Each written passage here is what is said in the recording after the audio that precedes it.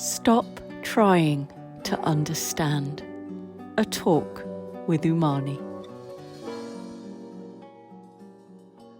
Stop trying to understand. Well, I was speaking about not being able to understand, and the thinking is very limited in that way.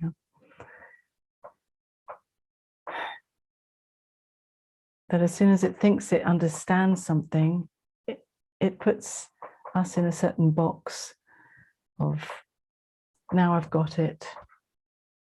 And this closes us down to the endless opening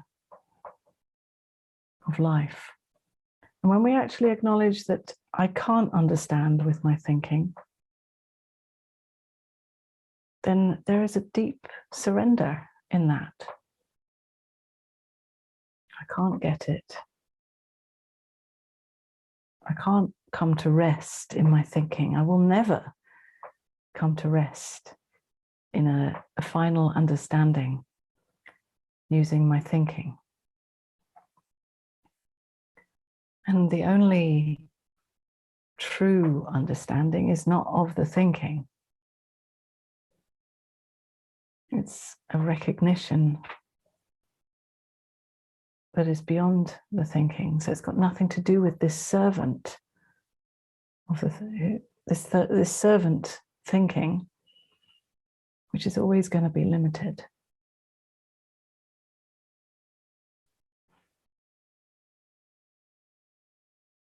And truly acknowledging that I can never understand is a relief, in fact, because it's so much effort to try to understand and to try to fit the whole of life, in fact, our true nature, in a certain limited box of the thinking.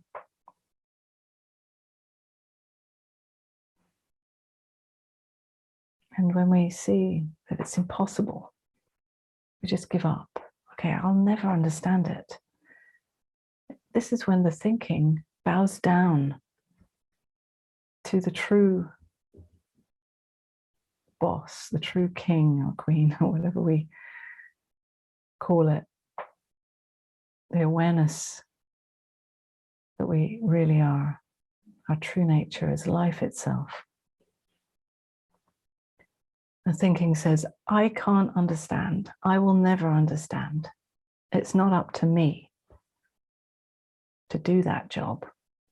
I'm just limited. I'm just a servant. Then there is the possibility to rest in the real understanding, which is that knowing that is always known.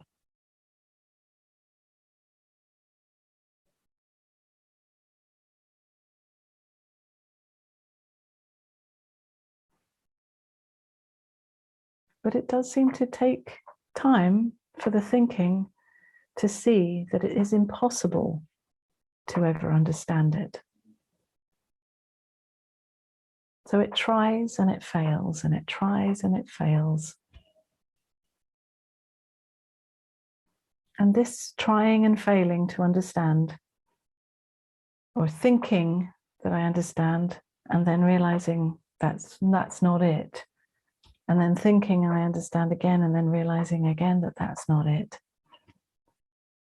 This is part of the process of exhausting yourself, of maturing, of seeing that this can never be understood or got by the thinking.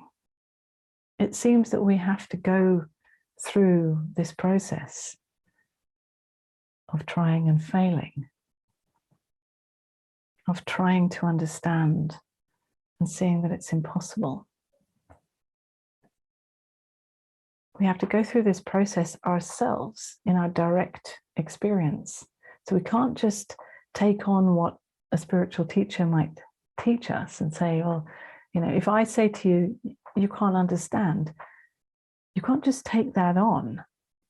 You have to try yourself to understand and fail so that you see for yourself that it's impossible. And this process of trying and failing can be very painful. Because as soon as we think that we've got it, we come to some rest and we have some hope that this is going to be the true rest.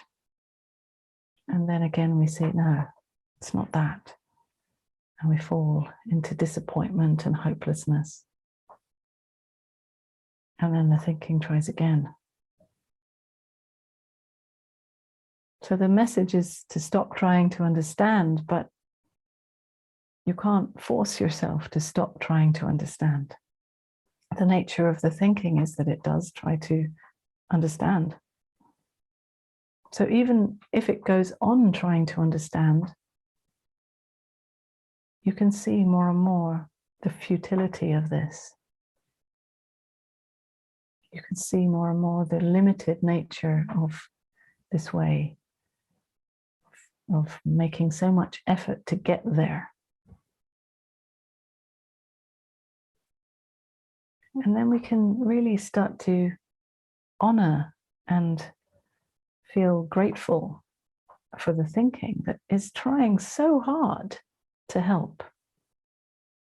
It's just limited. So we can say thank you to the thinking for trying, but you cannot understand this. No matter how hard you try and how much effort you make.